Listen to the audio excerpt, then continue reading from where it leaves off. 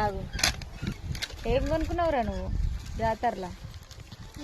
ఎవరన్నా కొనుక్కుంటారా అసలు? డాడీ మూడు దుడుచుకో. దీంట్లో సెల్లుల్లో సేమియా